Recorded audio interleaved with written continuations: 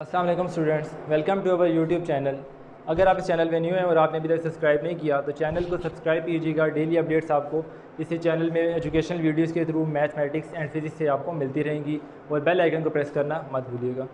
आज हम अपना चैप्टर जो नया डिस्कस करने जा रहे हैं वो है आपका चैप्टर नंबर 11। ठीक है, हमने इससे पहले डिस्कस किया था सिंपल हार्मोनिक मोशन का चैप्टर, जिससे हमने वेव्स की टाइप्स पढ़ी थी। ठीक, जिसमें देखा लॉन्गिट्यूडनल वेव्स क्या हैं, ट्रांसवर्स वेव क्या हैं। अब लॉन्गिट्यूडनल वेव्स में ही आगे आपकी जो सब टाइप्स थी जिनकी हमने एग्जांपल स्टडी की थी, उनमें हमने एक एग्जांपल पढ़ी थी साउंड वेव्स की।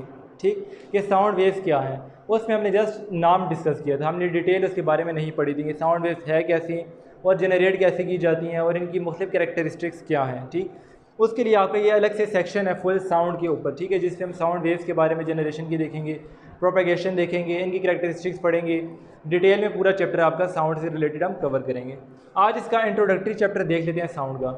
सबसे पहले तो साउंड की जब बात की जाए, इसकी जनरेशन की बात की जाए कि साउंड वेव्स जनरेट कैसे होती हैं, तो साउंड क्योंकि वेव की ही टाइप हैं जो कि लॉन्गिट्यूडनल वेव्स थी। और लॉन्गिट्यूडनल वेव्स जब हम पढ़े थे, हमने वहाँ पढ़ा था कि इन वेव्स को जनरेट होने के लिए किसी ना किसी मीडियम की ज़रूरत होती है और मीडियम के अलावा कोई ना कोई डिस्टर्बेंस ज़रूरी है। बगैर डिस्टर्बेंस के कभी भी लॉन्गिट्यूडनल वेव्स या ट्रांसवर्स वेव्स जनरेट नहीं की जा सकती। ठीक, तो आपको पहले कोई डिस्टर्बेंस क्रिएट करनी पड़ेगी, तभी आपकी साउंड वेव्स आपकी जनरेट होंगी और किसी मीडियम से ट्रैवल करके वो एक जगह से दूसरी जगह ट्रांसफ़र हो सकेंगी। ठीक है, तब आपको एक पर्सन की आवाज़ दूसरे पर्सन तक सुनाई दे सकेगी। ठीक है, इस तरह से साउंड आपका प्रोड्यूस होता है और एक फॉर्म से दूसरी फॉर्म में इसकी प्रोपेगेशन होती रहती है। ठीक, we know that the vibration of objects in any medium produced wave. ठीक, वही बात कि किसी भी मीडियम में वेव बनाने के लिए उसके लिए आपको डिस्टर्बेंस चाहिए होगी तभी वेव बनेगी। ठीक, फॉर एग्जांपल वाइब्रेटर, जो हमने वाइब्रेटर की बात की थी रिपल टैंक में, कि जैसे ही वाइब्रेटर आप वाटर की सरफेस पर रखते हैं तो वहाँ पर आपको वेव्स जनरेट होती हुई दिखाई देती हैं। ठीक, साउंड वेव्स के केस में भी ऐसा ही होगा, लेकिन वहाँ पर हम वाइब्रेटर के अलावा और मेथड देखेंगे कैसे आप इसको प्रोपेगेट करवा सकते हैं। Like other waves, sound is also produced by vibrating bodies. ठीक है, ये हम देख चुके हैं। Due to vibration of their bodies, air around them also vibrates and the air vibration produced sensation of sounds in our ear. और air vibration जब होती है तो क्या होता है कि साउंड आपकी ट्रैवल करती हुई आएगी और एयर के पार्टिकल्स वाइब्रेट होंगे और यहाँ एक पर्सन से दूसरे पर्सन तक आपको आवाज़ जो है साउंड आपकी ट्रैवल करके पहुँच जाएगी। ठीक, our voices result from the vibrations of our vocal cords. Human heart beats and vibration of our other organs like lungs also produce sound waves. Doctors used आगे। ठीक है, इसमें यह पूछा गया, बताया गया कि आपका जो हार्ट है इस पर भी अगर आप अपना हाथ रख के देखें तो आपको बीट्स की आवाज़ आती है। हालांकि ये बहुत स्लो बीट्स हैं, ठीक है, इनकी आवाज़ हमें सुनाई नहीं देती, लेकिन जैसे ही आप रखेंगे आप इसकी वाइब्रेशन को फील कर सकते हैं और आपको साउंड इसकी सेंस कर सकेंगे। ठीक है, तो ये भी एक साउंड की एग्जांपल आप ले सकते हैं डेली लाइफ की।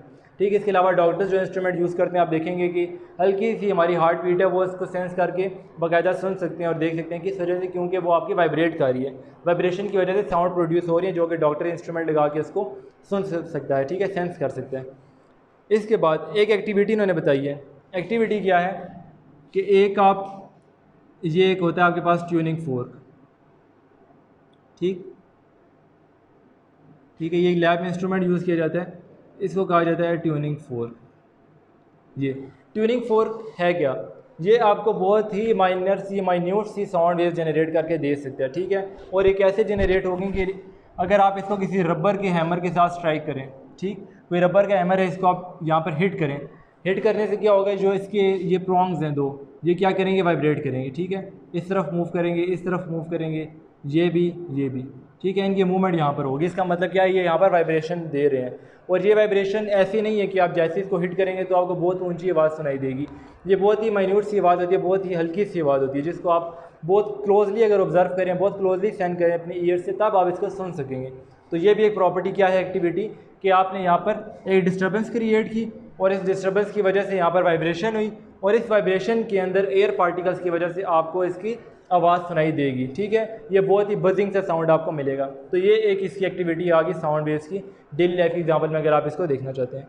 इसके अलावा सेकंड एक्टिविटी में ये बताया कि अगर आप ट्यूनिंग फोर्क को ग्लास ऑफ वाटर में रख दें, ठीक है, इसको आपने वाइब्रेट किया, वाइब्रेशन हो रही है और इस वाइब्रेशन को आपने वाटर के ग्लास में रख दिया, तो क्या होगा, इस वाइब्रेशन की वजह से जो वाटर के पार्टिकल्स हैं वो वेव बनाते हुए आपको दिखाई देंगे। ठीक है, तो वहाँ से भी आपको पता चलेगा कि साउंड की वेव्स के थ्रू आपने वाटर की वेव्स को भी क्रिएट किया है। ठीक है, यहाँ पर आपकी इसकी वेव साउंड वेव थी जो कि हमें वाटर के अंदर भी जनरेट होती हुई दिखाई दे सकेंगी, ठीक है, क्योंकि वहाँ पर भी डिस्टर्बेंस वाटर की सरफेस के अंदर क्रिएट होगी, इसके पार्टिकल्स वाइब्रेट होंगे और वाटर वहाँ पर मीडियम के तौर पे एक्ट करेगा और आपको वेव्स क्रिएट होती हुई दिखाई देंगी, ठीक।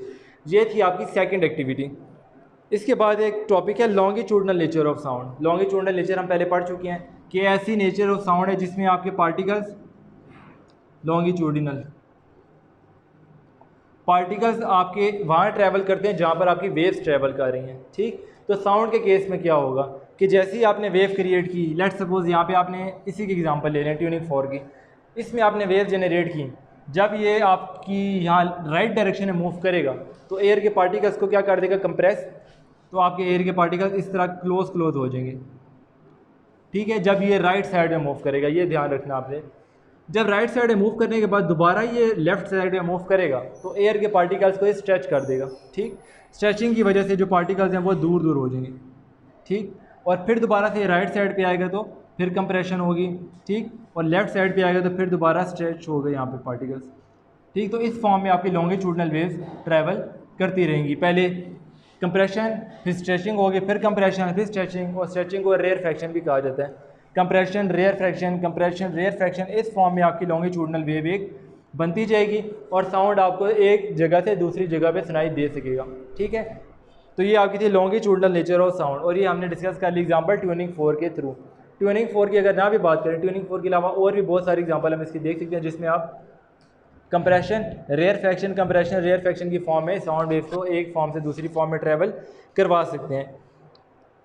इसके बाद आपका this compression in air in turns compressive the layer next to it and so on, ठीक है, वही बात कि जब एक आपके पास कंप्रेशन होगी, यहाँ पे ये कंप्रेशन हो रही है, ठीक, फिर जो इसके बाद नेक्स्ट लेयर आएगी, क्योंकि ये फिर दोबारा से अपनी मेन पोजीशन पे वापस आएगा तो इसके पार्टिकल्स क्या हो जाएंगे, ओपन अप हो जाएंगे। कंप्रेशन के बाद क्या मिलेगा, रेयर फ्रैक्शन, फिर दोबारा कंप्रेशन, इसके बाद फिर दोबारा रेयर फ्रैक्शन, फिर कंप्रेशन और फिर दोबारा लास्ट में रेयर फ्रैक्शन। तो ये आपके पास जहाँ पर कंप्रेशन है वहाँ क्या बनेगा, क्रस्ट, और जहाँ रेयर फ्रैक्शन है वहाँ पर trough, crust trough crust trough. इस फॉर्म में आपकी साउंड वेव ट्रैवल करके एक फॉर्म से दूसरी फॉर्म में या एक जगह से दूसरी जगह पर ट्रैवल करके जा सकते हैं और आपको साउंड इसका सुनाई दे सकता है, ठीक।